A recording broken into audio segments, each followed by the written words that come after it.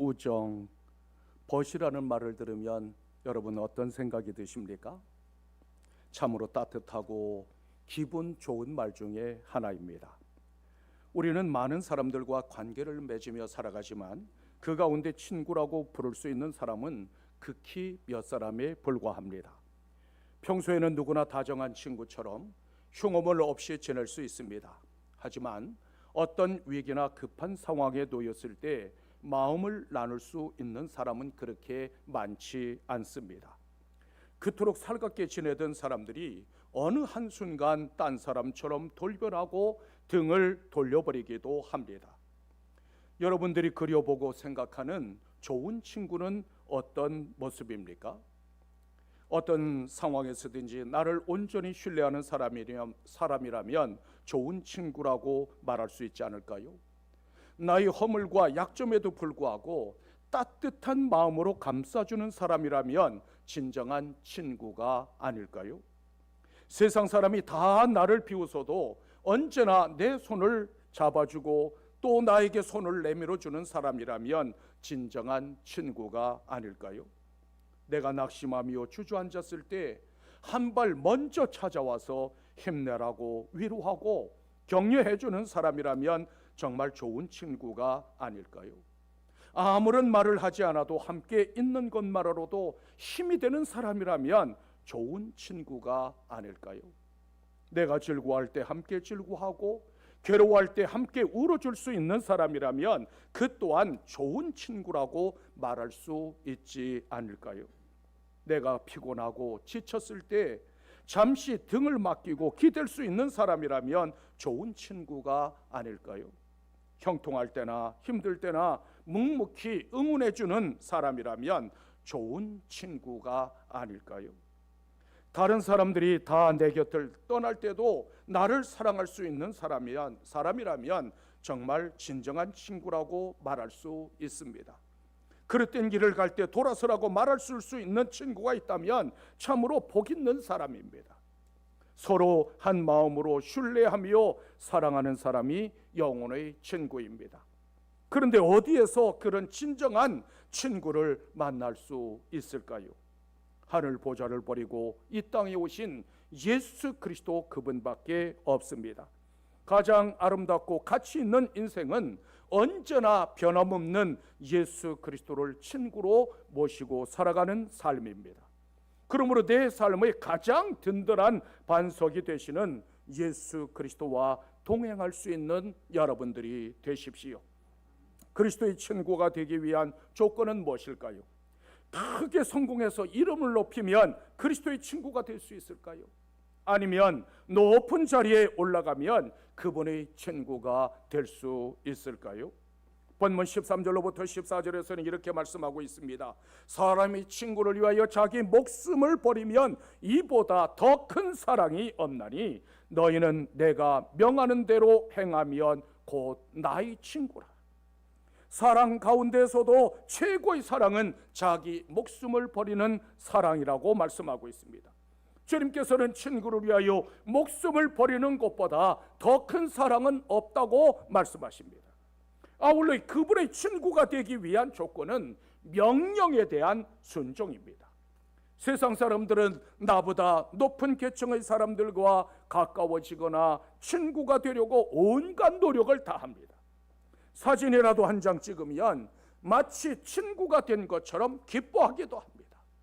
그러나 그리스도의 친구가 되기 위한 조건은 자기 목숨까지도 기꺼이 버릴 수 있는 사랑과 그분의 말씀에 대한 순종밖에 없습니다. 사람의 목숨은 온천을 죽어서도 바꿀 수 없는 참으로 소중한 것입니다. 그런데 예수님께서는 사랑하는 자들을 위하여 기꺼이 자기 목숨을 버리셨습니다.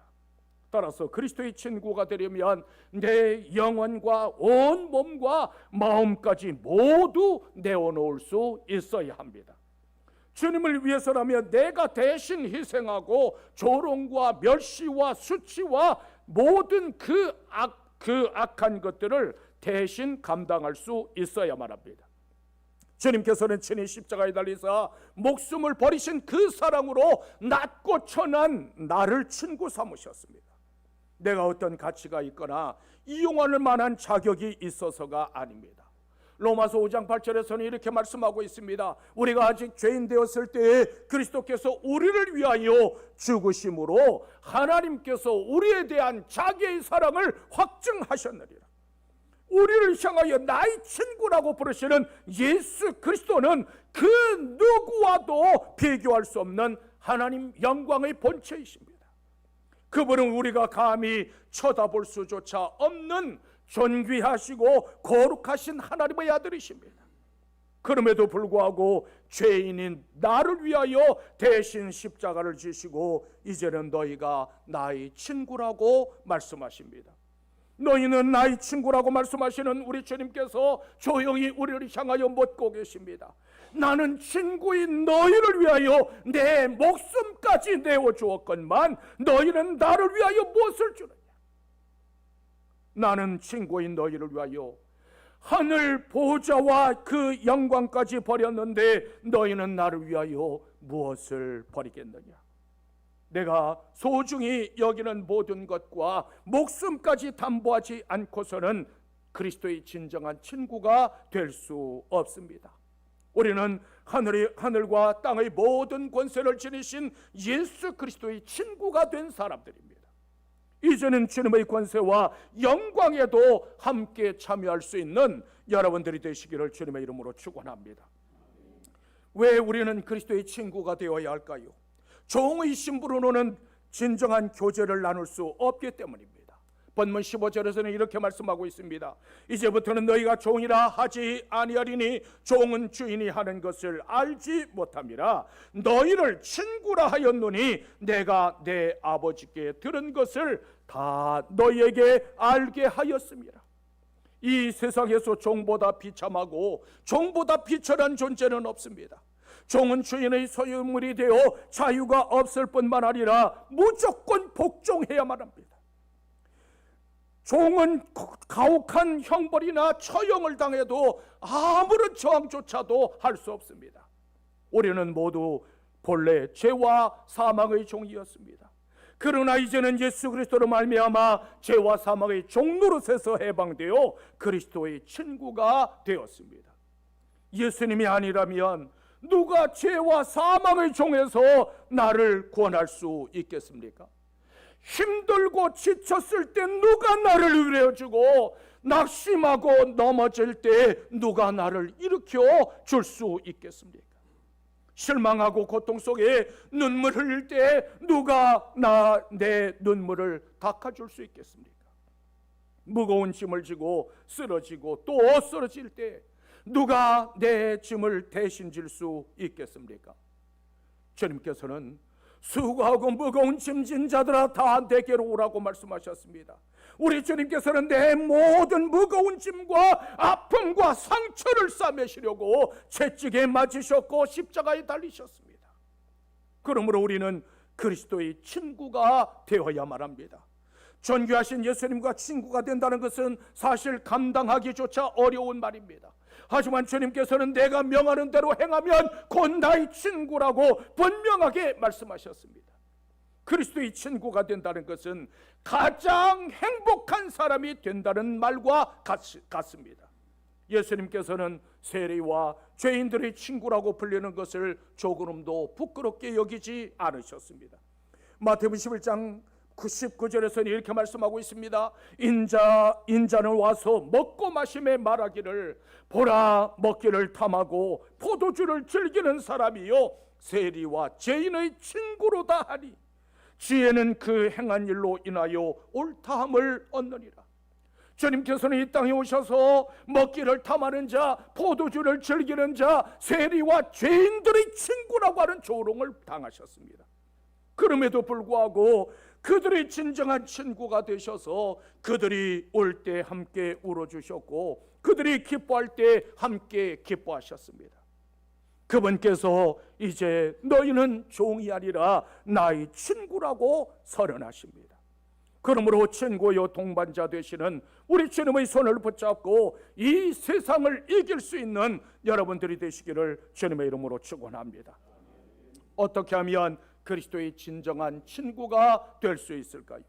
먼저 십자가의 사랑을 실천해야만 합니다. 본문 12절에서는 이렇게 말씀하고 있습니다. 내 계명은 곧 내가 너희를 사랑한 것 같이 너희도 서로 사랑하라 하는 이것이니라. 내가 너희를 사랑한 것 같이 너희도 사랑하라고 말씀하신 이 주님의 명령은 하나님께서 원하시는 사랑의 표준이 무엇인가를 명백하게 보여주고 있습니다. 주님께서 이 말씀을 하실 때는 십자가를 앞에 두고 계실 때였기 때문에 유언과 같은 최후의 말씀이었습니다. 하나님의 사랑은 독생자이신 예수 그리스도를 통해서 나타났습니다. 그런데 하나님의 사랑은 너무 높고 너무 깊고 너무 넓습니다. 하나님께서는 죄인 중에서도 괴수와도 같은 나를 구원하시려고 아들을 십자가에 내어주셨습니다.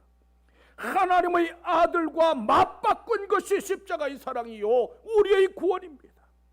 주님께서는 그 십자가를 가리켜 영광이라고 말씀하시며 너희도 서로 사랑하라는 새 계명을 주셨습니다. 그런데 우리 중에 누가 그 십자가의 사랑을 실천할 수 있겠습니까? 내 자녀가 아무리 사랑스러워도 내 자녀를 위해서 대신 죽어줄 수 있는 부모가 없습니다. 아무리 소중한 관계지만 죽음 앞에 서면 도망치는 것이 사람입니다. 우리는 예수님처럼 사랑할 수 없고 예수님처럼 목숨을 내어줄 수도 없습니다. 따라서 주님의 말씀 앞에 서면 참으로 부끄러울 수밖에 없습니다. 문제는 서로 사랑하라는 새 계명은 지켜도 좋고 안 지켜도 그만인 계명이 아니라 반드시 지켜야 할 명령입니다. 그러므로 주님처럼 서로 사랑하라는 이 말씀 앞에 서면 우리는 절망할 수밖에 없습니다. 왜냐하면 한없이 초라한 내 모습을 발견하기 때문입니다. 그렇다면 십자가의 사랑을 실천할 수 있는 무슨 좋은 방법은 없을까요? 요한일서 4장 10절에서는 이렇게 말씀하고 있습니다. 사랑은 여기 있으니 우리가 하나님을 사랑한 것이 아니요 하나님이 우리를 사랑하사 우리 죄를 속하기 위하여 화목제물로 그 아들을 보내셨습니다. 우리 가운데 그 누구도 하나님을 먼저 사랑한 사람이 없습니다. 우리가 먼저 주님을 사랑한 것이 아니라 주님께서 먼저 찾아오셔서 사랑하셨기에 은혜요 선물이라고 밖에는 말할 수 없습니다. 우리가 그리스도의 친구가 된 것은 내 공로나 노력이나 어떤 합당한 이유 때문이 아니었습니다. 우리가 먼저 예수님의 구주되심을 발견하고 그분의 인품과 성품과 능력에 매료되어서 따르기로 작정한 것도 아닙니다. 그런데 주님께서 먼저 우리 한 사람 한 사람을 찾아오셔서 주권적으로 부르셔서 친구로 삼아주셨기에 은혜입니다. 에베소서 2장 8절에서는 이렇게 말씀하고 있습니다. 너희는 그 은혜에 의하여 믿음으로 말미암아 구원을 받았으니 이것은 너희에게서 난 것이 아니요 하나님의 선물이라. 구원은 나의 공로나 노력으로 얻는 것이 아니라 예수 그리스도를 통해서 값없이 주시는 선물입니다. 주님의 사랑과 그 은혜를 알아야만 누군가를 사랑할 수 있습니다. 하나님의 사랑이 내 안에서 불타오를 때 서로 사랑할 수 있습니다.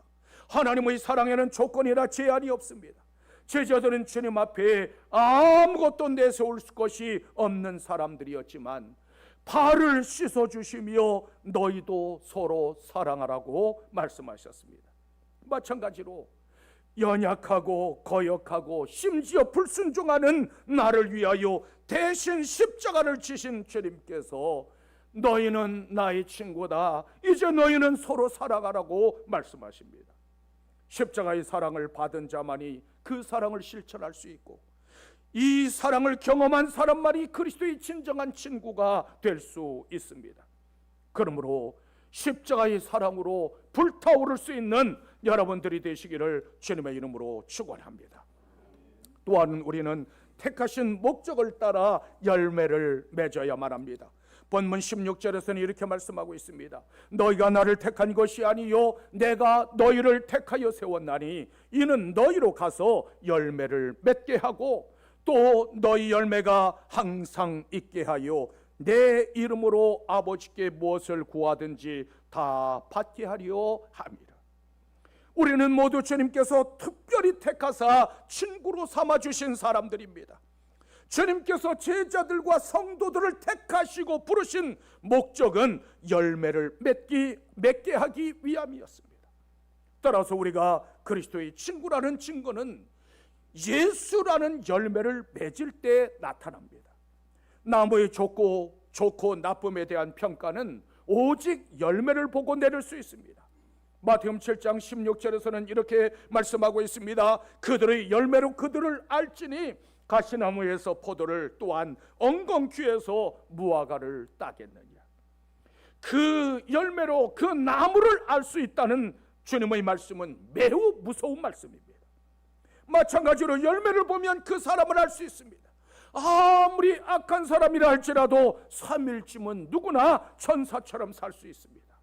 그러나 시간이 흐르면 자신도 모르는 사이에 본래의 모습을 드러내게 마련입니다.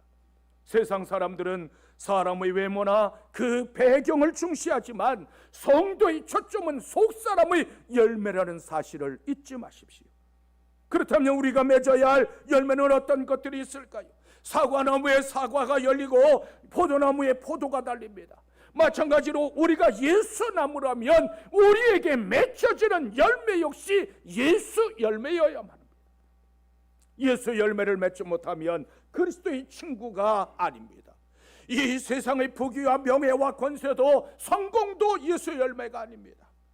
무엇을 얼마나 누리고 살았느냐 하는 것도 예수 열매는 아닙니다. 오직 믿음과 소망과 사랑의 열매, 성령의 열매, 전도의 열매를 맺어야만 합니다.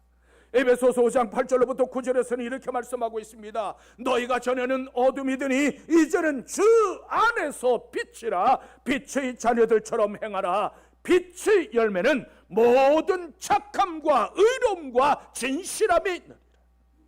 우리가 맺어야 할 빛의 열매는 모든 착함과 의로움과 진실함입니다.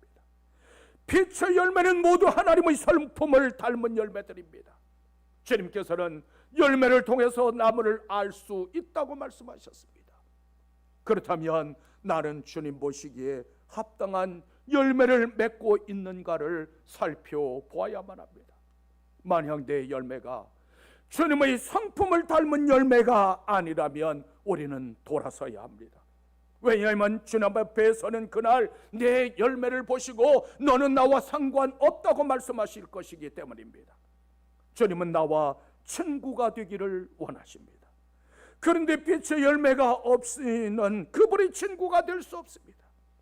예수 열매를 맺으려면 그리스도를 닮아야 하고 예수 그리스도께서 하신 일을 나도 해야만 합니다. 예수님께서 원하시고 기뻐하시는 일을 할 때 아름다운 열매를 많이 맺을 수 있습니다. 우리는 삶의 열매로 하나님을 기쁘시게 해야만 합니다. 사람은 흙으로 지어진 질그릇과 같습니다. 그 질그릇 안에 무엇을 담느냐에 따라서 향기가 달라집니다. 질그릇 안에 예수 그리스도의 사랑을 담으면 온통 사랑의 향기가 진동합니다. 믿음과 소망을 담으면 믿음과 소망의 향기가 진동하게 마련입니다. 반면에 미움과 다툼과 분노와 원망을 담으면 사망의 썩은 냄새를 풍기게 마련입니다. 우리는 누구를 만나느냐에 따라서 향기가 달라집니다. 그리스도의 친구가 되면 예수 향기를 머금은 사람이 됩니다. 따라서 주님의 친구가 되셔서 예수 열매를 맺고 그리스도의 향기를 발할 수 있는 여러분들이 되시기를 주님의 이름으로 축원합니다. 또한 우리는 그리스도의 친구요 제자임을 입증해야만 합니다. 본문 17절에서는 이렇게 말씀하고 있습니다. 내가 이것을 너희에게 명함은 너희로 서로 사랑하게 하려 함이라. 우리 주님께서는 지킬 수 없거나 터무니없는 명령을 내리시지 않았습니다.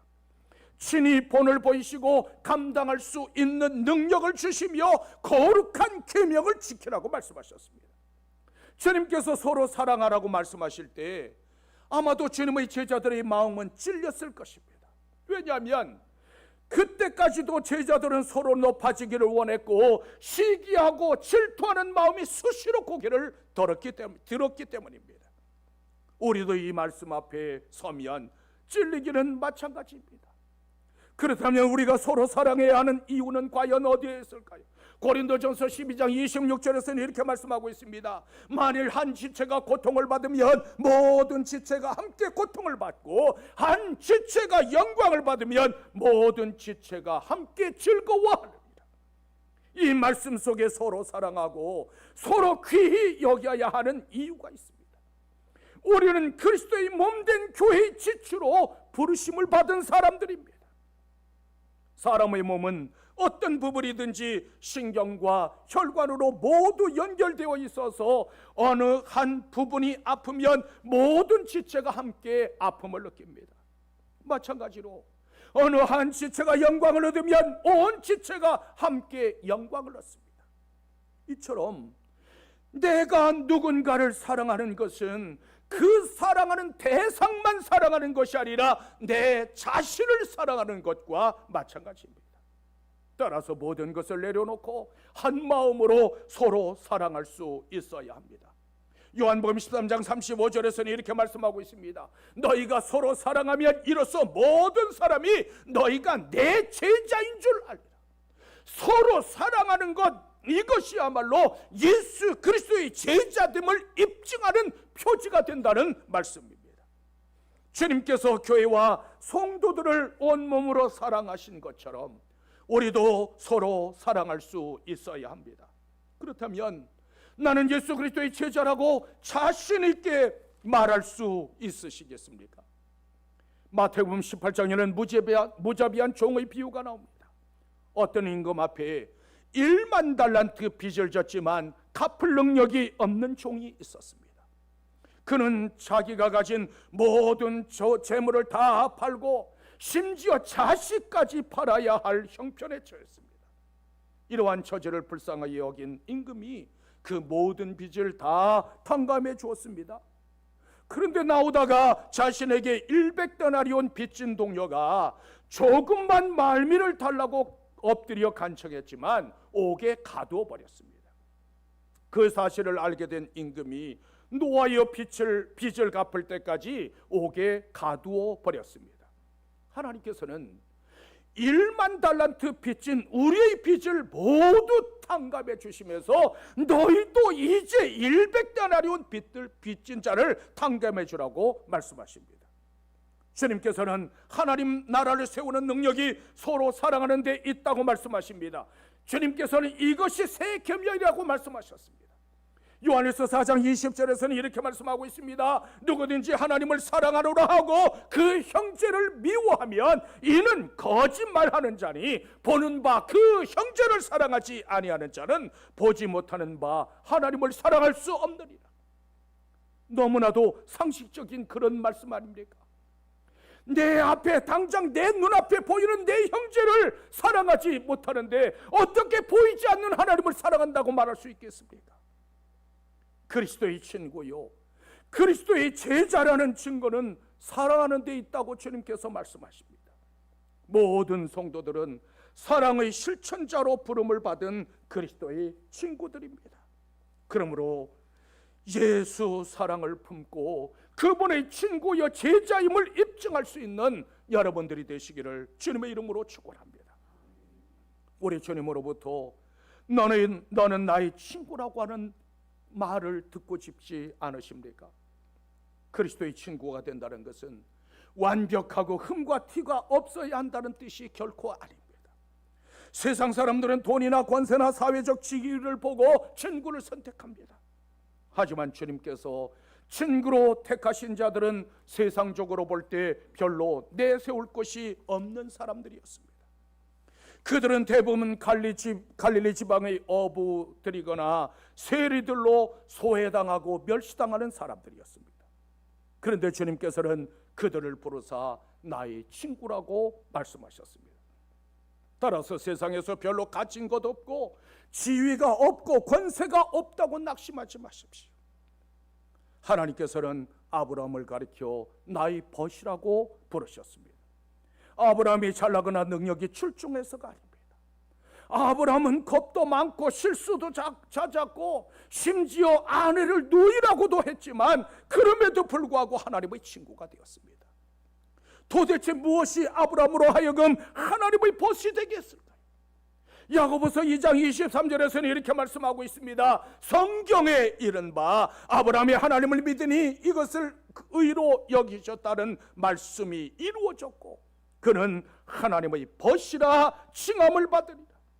하나님을 믿으니 아브라함을 의롭게 여기셨고 벗이라고 불러주셨다는 말씀입니다. 아브라함이 나의 벗이라고 하는 이 말을 들었을 때는 참으로 안타까운 상황이었습니다. 하나님께서 어느 날 찾아오셔서 내 아들 독자 이삭을 번제로 드리라고 말씀하셨습니다. 여러분, 아들을 잡을 수 있는 아버지가 누가 있겠습니까? 그런데 아브라함은 하나님께서 지시한 곳으로 가서 이삭을 잡아서 번제단에 올려놨습니다. 칼을 빼어 찌르려고 할 때 그 아브라함의 그 손이 떨리지 않았을까요? 눈물이 나지 않았을까요? 아들을 번제로 드려야 하는 아버지의 마음 매우 고통스럽고 슬프지만 아브라함은 하나님의 말씀에 믿음으로 순종했습니다. 막 찌르려고 할 때 하나님의 음성이 들려옵니다. 아브라함아, 내 아들에게 손대지 마라. 내 아들에게 손대지 마라. 내가 내 아들, 내 사랑하는 독자까지도 내게 아끼지 아니하였으니 이제 정말 내가 나를 사랑하는 줄을 알았노라. 내가 정말 나를 사랑하는구나. 너는 나의 벗이야. 너는 나의 친구라고 말씀하셨습니다.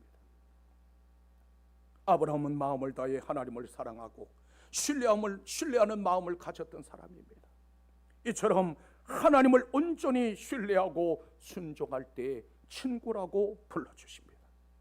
하나님의 마음을 읽을 수 있는 사람이 그분의 친구입니다. 그리스도와 친구가 된 사람, 이 세상에서 가장 행복하고 가장 복 있는 사람입니다. 여러분 모두 그리스도의 친구가 되어 그리스도의 영광과 권세에도 참여할 수 있게 되시기를 주님의 이름으로